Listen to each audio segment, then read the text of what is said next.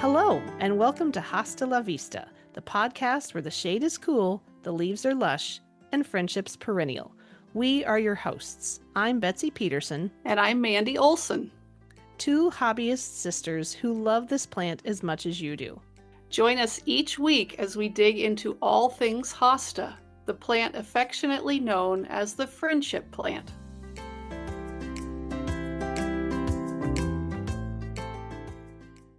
Hey friends, I just had to hop on here and tell you all about the amazing morning I had at the American Hosta Society plant sale on Saturday, June the 7th.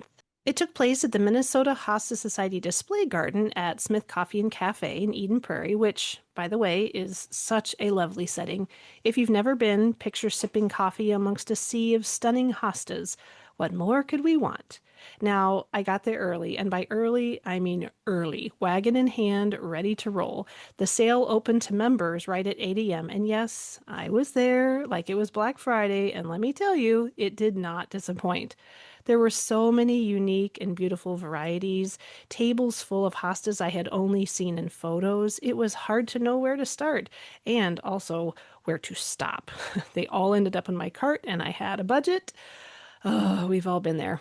One of the things that really stood out to me was seeing all the member pre-orders lined up, ready to go. Now, I didn't get my act together in time to reserve anything in advance this year, and trust me, that will not happen again. I am absolutely pre-ordering next time. But don't worry, I still came away with some real treasures. Let's see, I picked up Valley's Himitsu. I hope I'm saying that right. UFO, Stand By Me, Essence of Summer. And I found a Hadspin Nymphae, which I thought was very interesting. It's very elegant. I also grabbed Amelia, Golden Meadows, and Sapphire Pillows, which that one's been on my list for a while now. I was glad to find that one. And the real gem, a brand new offering called Minnesota Moon, hybridized by Monty Carlson, who's behind the Minnesota series of hostas. You can look those up on the Hosta Library. I mean, I couldn't resist. I felt like finding a piece of local Hosta history. I even picked one up for my sister. Overall, the whole morning was such a great experience. Beautiful plants, passionate people, a picturesque garden, and let's be honest, a little too much coffee. If you're in the area and haven't been to this sale yet, I highly recommend putting it on your calendar for next year. It's always the first weekend in June. But don't forget your wagon. And now, on with the show. Today, we're heading to Worcestershire, England, where Hosta collector Ben Matthews has turned a backyard garden into a nationally recognized conservation site. Ben inherited his collection from a dear friend and fellow Hosta enthusiast, and now he stewards one of the UK's official national plant collections, specializing in British bred hostas. If you've never heard of a national plant collection before, or want to know what it takes to keep hundreds of Hosta cultivars alive and thriving, you're in for a treat. Ben, thank you so much for joining us. Well, thank you for having me. We'd love to start by having you tell our listeners a little bit about yourself and your garden. Well, I'm a 37-year-old building surveyor by trade, so nothing to do with horticulture or plants whatsoever. So this is a great pastime in my garden. My garden sat on, 0.5 of an acre, I think, and within it I probably hold 450 plus hostas. Wow. Along with the registered national collection. So, and my hostas are from all over. They're not just British. They're from every corner of the globe. That's great. So, Ben, what first drew you to hostas? My earliest memory of hostas, I don't know how old I'd have been, 9, 10. My dad has got, and still has, 2 massive old hostas outside the back door of the house. And when I was younger, I was fascinated by watching the water droplets sit on the leaves. And then when you tip the leaves up, they run off the leaf into the centre, down the stem, into the middle of the hosta. And I thought that was fascinating. As a child, it was wonderful. So my dad then gave me a spray bottle with some water in it and just allowed me to spray the leaves. And I'd just sit there spraying the leaves, tipping them up. I probably overwatered his hostas for a time. But no, that was fascinating. And that's my earliest memory. And then you fast forward quite a few years, and then I eventually moved out and bought my own house. And then one day he turned up on the doorstep after dividing his hostas in half and went, "There you go. You can have a clump of your own now, and you Oh, can sit on your own back doorstep with your own hostas." And I to be honest, love I it. still have them both. Do you really? I do. Oh, that's fantastic. It took me ages to work out what they were. What are they? Do you know? I've got Hosta Francis Williams is one, and Fortunae Aurora Marginata. Wonderful. wow. So, was there any one particular moment that sparked this obsession for you? Yeah, I think after I'd moved out and I'd got these first pair, I started to renovate the garden of my first house because it was just a barren plot, basically. So I was touring the local nurseries and garden centres looking for inspiration. I came across the perennial section and I was like, oh, they have more hostas that are not like mine. Oh, I'll pick those up. And I ended up with about 6, I think, in the end, after I'd done the garden. And then I went to another garden centre and they had a few more. And I think by the end of the first weekend, I'd got about 12. Yeah, we know exactly how that feels. You can't stop buying them once you No, find them. Well, no. that first clump of hostas from your father sounds like a pivotal moment. Can you tell us about what it was about those specific plants that captured your interest, leading you to seek out more? Exactly. I think I enjoyed the diversity of the two. And then, especially when I went and found more and realised that there was a vast difference. And they're not, because they're a foliage plant, they're not grown Yeah, for their flowers, they're grown for their foliage. So yeah, the variety then sparked my interest. yeah. And I'm like, that's different, that's different, and that's different. Yeah. And unfortunately for me, I do have a collective personality as well. So if I have one, I have to have them all. Which, Wow. when it comes to hostas, is quite a dangerous game because there's a lot. Very dangerous. I just added 2 new huge garden sections to my backyard, absolutely ripping out all the grass and rototilling up the dirt just so that I can add more hostas. Yeah, plant more hostas. I know Don't exactly blame how you. you... As your interest in hostas has grown beyond those first initial plants, what were some of those early joys or challenges you encountered in cultivating them? Well, definite joys were when I started to research them, and you dive into lineages and parentage, and then the sporting of hostas and the cultivating of hostas, and it just spiraled from there down and down and down and down, further and further and further. And you start researching into how the blue hostas became a thing, and now following the red hostas that are appearing bit by bit. Mhm. Aren't those fascinating? They are, I am so intrigued by, First yes, Blush and now Bloodline. Have you seen yes, Bloodline? Redline and Red Ninja is the latest. Yes, Oh, Red Ninja it's is absolutely fascinating with the vivid green variegated edge and then the red middle. Yeah, it yeah. looks fantastic. I just learned about Red Ninja today. Today's the very first. I mean, I was doing a little research before we talked, and I thought, "Whoa, I've never even heard of this one." I So, haven't heard of it. I need to look it up. Oh, it's wonderful. Huh. If it's been registered from what I can tell, so if it's stable enough and they release it, people are then going to start dividing it and getting hold of it over the next couple of years.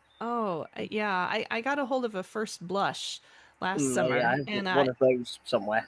I put it in the ground and it's already doubled in size. It's really a fast, aggressive grower. And I just went out today. It gets some dappled sun in the afternoons and very little sun otherwise, but it is starting to show that red in the Mm, leaf, which is just, it's fascinating to me It how really it is. can finally make it up the petiole and into the leaf in now. the leaf. Yeah. Yeah, Yeah. it is wonderful to be a part of watching that unfold. Yeah. Oh, definitely, for sure. Well, Ben, we have a couple of fun segments that we like to do on the show. And this very first one, it's a little game we like to call Name That Hosta. So we're going to read you a rhyme, and then you try to guess the hosta that it describes. Are you ready? Okay. All right, here's the first one. In shaded spots where cool winds run, a hosta's charm can't be undone. With leaves that gleam beneath the sun, the blue and bold is. The blue and bold is Halican. Yes, that's right. Good job. It's fantastic hosta. Oh, it Staple in is. almost every garden. or Oh, should And be. and a great parent to so many others, right? Or in so many Yeah. sports as well. Oh, well, I believe there are 104 registered wow. sports. I did not Wow. know that. Wow. Wow. Well, we love June for sure. That's Yeah. that's got to be one of Yeah, my favorites. that is a great example. All right. Well, here's another one for you. Okay. Give this a try. All right. It cools the shade with silver hue, a steadfast clump that's always grew, with leaves of mist and morning dew, a garden gem. It's Garden gem, quite a few. Uh, it's a garden gem. Hadspin blue. very good. Very good. There's probably a number of blue ones that could, That would fit that description. yeah, Yes, they're exactly. probably depending on where you want to go. There's so many beautiful ones, but yes, you got that one right. That's great. Let's talk a little bit about your national collection and your connection to Una Dunnett. How did the two of you meet and how did you come to inherit her collection? How did me and Una meet? To be honest, I knocked on her front door when the fascination for hostas sort of got hold of me, and I realised there were more than one. So I'd got a collection of about 12, and then somebody went, "Oh, there's a lady not far from you, a couple of miles up the road, that's always got a big sign outside her house, hostas for sale." And I was like, "Oh, really? Right then." So off I trundled. I think it was a Sunday afternoon. That was it. Off I went, knocked on the front door, no answer. Knocked again, no answer. I was like, "Oh, she's got to be here somewhere." Round to the garden gate, and she's got big hostas for sale on the garden gate and a big bell. That was it. Ring this big bell. And all I heard from the garden was, "Yes, what do you want?" So I was like, "Oh, somebody's in." So I opened the gate, and well, what I walked into, I wasn't prepared for. She'd got a garden probably, I don't know, half the size of mine. They're basically a gravel path width through the middle. Everything else was hostas. They were everywhere, in every nook, every cranny. They were absolutely everywhere. So I was in awe at that point. And I'm just sort of stood at the garden gate, and she's like, "Yes, what do you want? What? Why are you here?"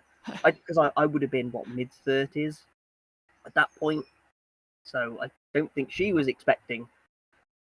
She was probably a little surprised that a young man was in her garden, right? Yes, probably at that point, probably. And then that was it. I sat and I brought a few from her at that point, and then the obsessive compulsive hoarder in me got a bit further on. I need to go back and get some more. So the next weekend I went back up, and then that was it. Then we went up, I don't know, 5 or 6 times, and I'd be up there for a bit longer and a bit longer and a bit longer, and then I got chatting to her and helped to do some weeding and just discussing hostas as a just for what they are. And then the friendship grew from there. She realised that she was obsessed with them. I was becoming obsessed with them, and yeah, our friendship You sparked. I mean, it would have been 2019, I think.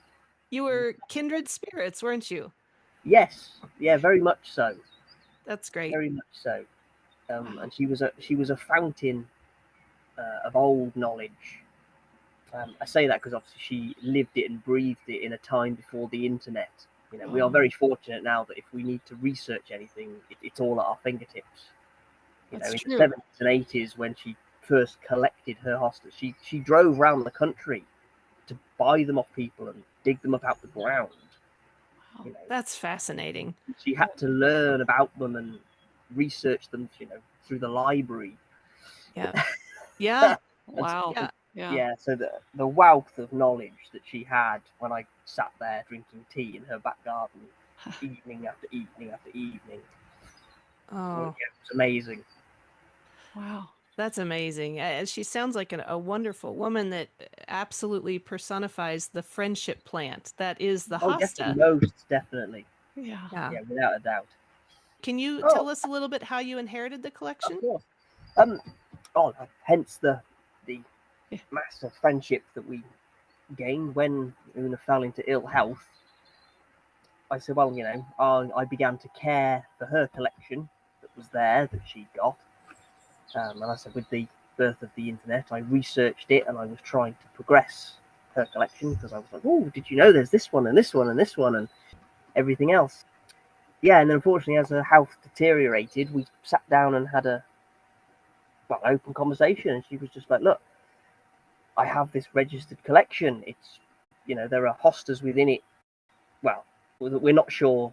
I may be the only custodian of some of them now, some of the very rare sports.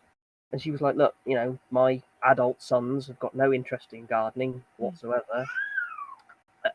Would you be willing to take the collection on for me and look after it and continue it and help it grow and mature and continue? And I'm like, I've literally, without hesitation, I was like, of course, it would be an honor to continue your life's work within these plants. Oh, that is amazing, Ben. I don't doubt for a second that this was just as natural of a response as breathing air for you. It was.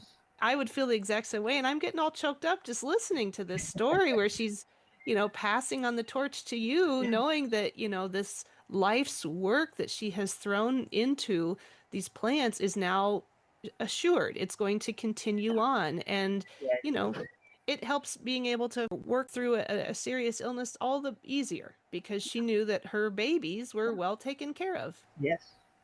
Oh, gosh. Wow. I feel like you were probably meant to meet her, Quite possibly. Yeah. So what was the transition like, both emotionally and logistically, of taking on a garden of that size and significance? Emotionally, it's definitely tough. And unfortunately, she's no longer with us. She disappeared into hospital in 2020 due to the pandemic that gripped the globe. Sadly, no longer with us. I said to her, she'd probably love what I've done with the garden here. And then, logistically and physically, very difficult. I bet. How did you do it? Well, fortunately, I took ownership on the 1st of February 2020 officially. So they were all dormant. And as they were all in pots, it made it quite easy because you could stack the pots. Oh, okay. So I think it took a Land Rover and 3 trailers. Oh my gosh. I was picturing you digging them out. So they were already in pots. Okay. Yes. Okay. And quite a few of them were in what we class as builder's bucket. The round, large buckets with the metal handles. Yeah, like a 5-gallon bucket or something. Yeah, which were great because you could just pick them up by the handle and walk off with them. I'm sure you burned quite a few calories that day moving them all over. Most definitely. Oh my goodness. Wow. So you got them back to your place and then you put them in various places. Did you have enough shade in your backyard to care for them? In my first house, no, I didn't. So I built them a shade tunnel and built them stands. They were all on stanchions. So I did that. And then stupidly, a couple of years later, I moved house again. So I had to repeat the process. Oh no. So at that point, the collection had grown because I'd done the research and found all these other cultivars that fit the description. So that the collection was probably a third bigger. Obviously, along with all of my own hostas that I'd accumulated. Yeah, and over the Easter bank holiday weekend, I've just finished rebuilding my shade tunnel. Okay. First one fell down in the snow. And listeners, you can't see this, but Ben is sitting out in his back garden. It's just this beautiful, lush green space. The sun is shining. It's probably a rare event where you live, Ben, to have a sunny day. But I can see this is a beautiful spot to have a national collection. If Una had the National Plant Collection registered in her name, there must be some special requirements to have an official national plant collection because that isn't anything we have over here in the United States. How did the National Plant Collection come to be? Plant Heritage is a registered society and charity over here that looks after all dedicated to preserving the plant heritage. So all things plants. So it's not just hostas. You can have a registered collection in anything.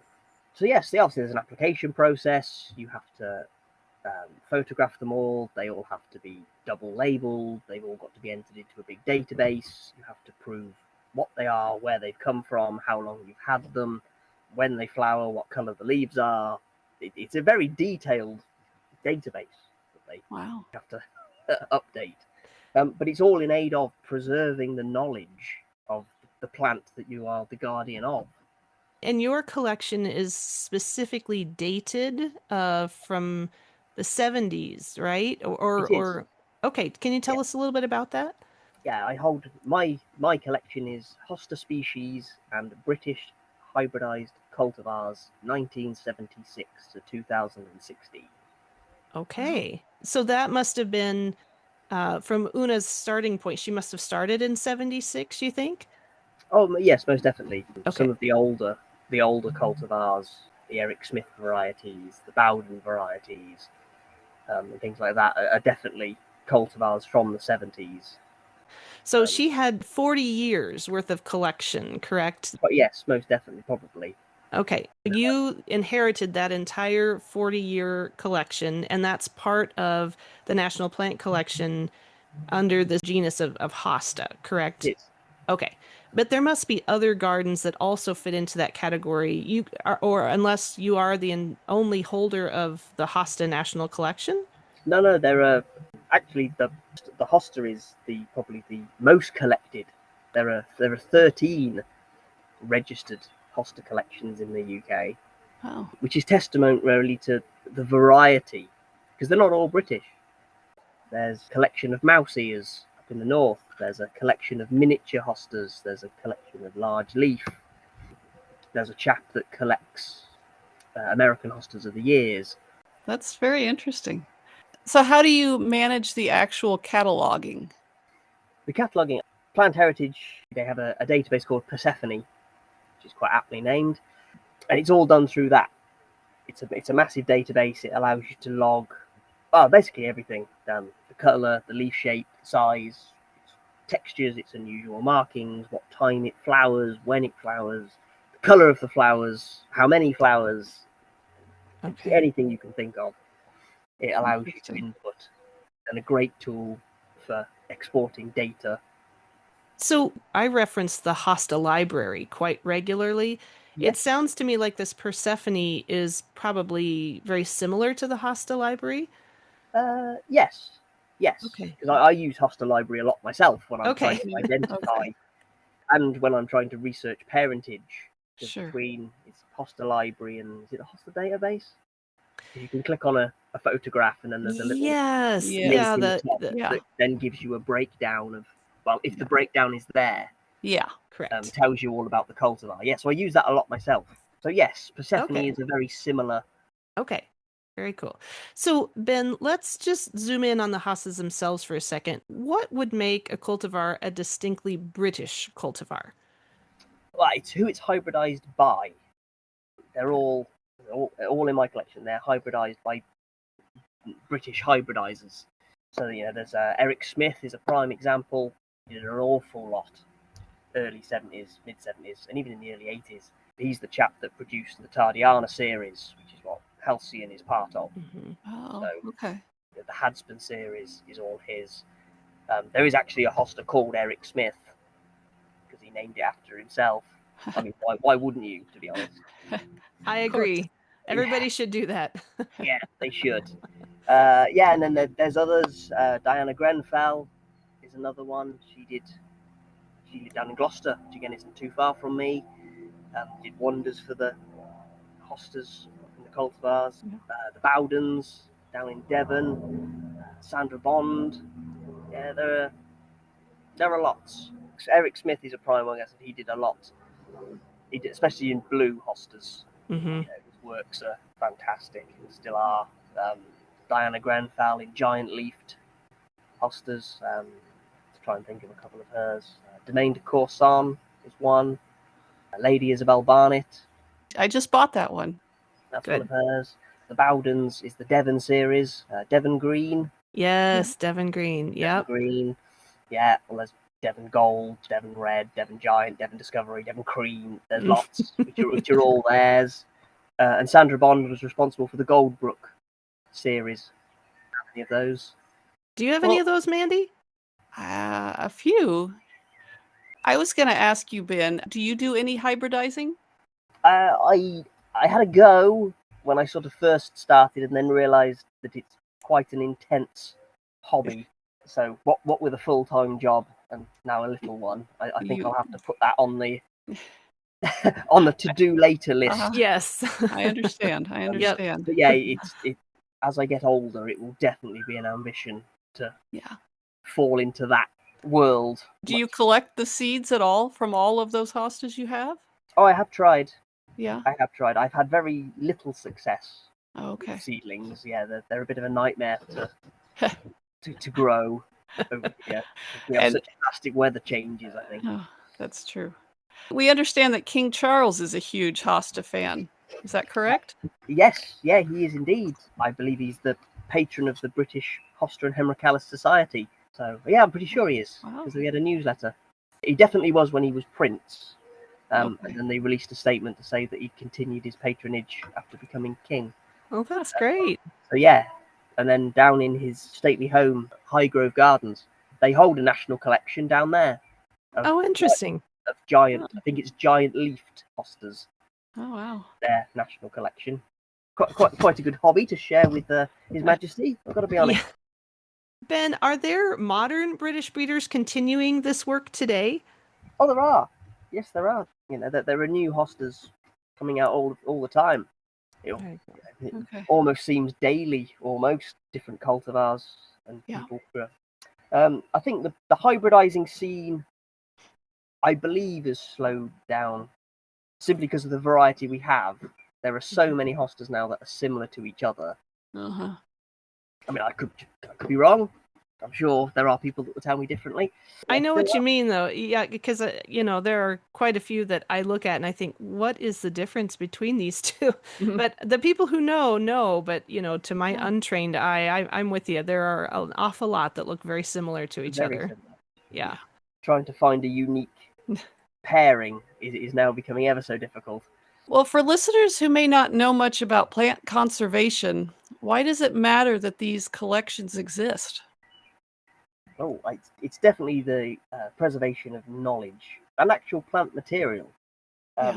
Because it's all right cataloging them and having all this data on various websites and databases, but if you don't actually have the physical plant anymore, That's true. who knows? So that's what the plant heritage is all about: is the conservation of plants in their entirety for future generations and for hybridizing purposes. Because it's always good to go back to old cultivars.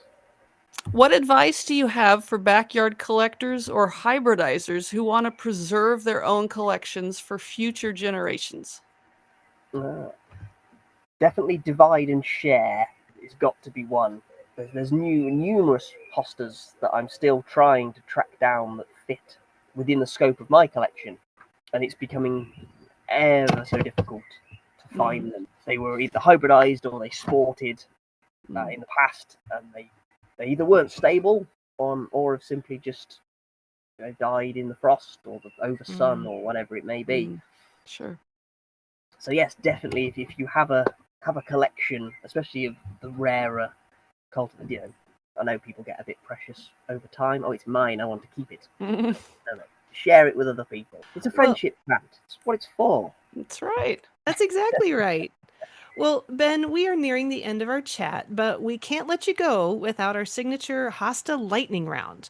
We call this segment This or That, where we'll give you two Hosta-related options and you just blurt out your immediate preference. No need to ponder, just your gut reactions. Are you up for it? Of course. Okay, here we go. Hadspen Blue or Devon Green? Oh, wow. Start off with a tricky one straight off. I mean, out of the two, probably Devon Green, actually, because it is more unique. Hadspen Blue is wonderful, but there are lots of cultivars that fit that bill. Devon Green is certainly unique. Sure. Oh, okay. Next one. Chelsea Flower Show or a quiet nursery visit? Quiet nursery visit. I agree. Simply because then I can get stuck into the gardeners a bit more. Yeah, for sure. Try and get the knowledge out of them. How about Wellington boots or garden clogs? Oh, definitely wellies. especially with our weather. Yes. Well, he says on a bright sunny day. Yeah, I was going to say you're going to get a sunburn sitting out there. Okay, next one. Tea break in the garden or a pint of Hobson's? Oh, both. Pint of Hobson's in the garden. Oh, that's cheating, but we'll let you do it. All right, last one. Brim cup or August moon? August moon. That's one of my favorites too. Yes, because it's especially in the sunshine. It's bright. Yeah. It stands out. Well, if listeners are curious about the national plant collections, where should they go to learn more? National Plant Heritage. I mean, the Plant Heritage website. I think it's plantheritage.org.uk. Off the top of my head, will guide you into all of the plant collections, not just hostas. We can put a link to that on our Facebook page so people can click on it readily. Yeah. Yep. So that's the Plant Heritage. Or for British hostas, there's the British Hosta and Hemeracalis Society as well. Now, Ben, for people who can't readily drop by and see your beautiful garden, is there a way for listeners to just get a glimpse of your garden? Is there anything online? The wife, I think, set it up. We do have a Facebook page called Hosta House 2.0 that we've started, basically just so I can catalogue and show off some hostas. If anybody wants to follow that. Absolutely. We'd love to see that. Yeah, we'd love to see that. I think you're going to get a bunch of new followers. Anything exciting coming up for you or your hostas this year? Oh, this year I think I've got a couple more garden visits, gardening clubs coming to visit, sit in the garden, drink tea, talk about all things hosta, show off my collection, and then I've got another half a dozen or so hosta lectures. I have to share my enthusiasm with other people all of the time. Well, that's wonderful. Well, Ben, we just want to give you a big thank you for joining us from Worcestershire and giving us a peek inside one of the UK's most unique hosta collections. Join us again next week when we chat with a well-known hybridizer of some of your favorite hostas and get an update from those at the American Hosta Society convention. For all of you at the show, have fun and send us your pictures. If you haven't already, please follow the podcast and like us on Facebook. If you have a question or comment for the pod or even your own unique rhyme, let us know at hostalavistapodcast@gmail.com. We look forward to hearing from you. Until then, thanks for listening and Hosta La Vista, baby.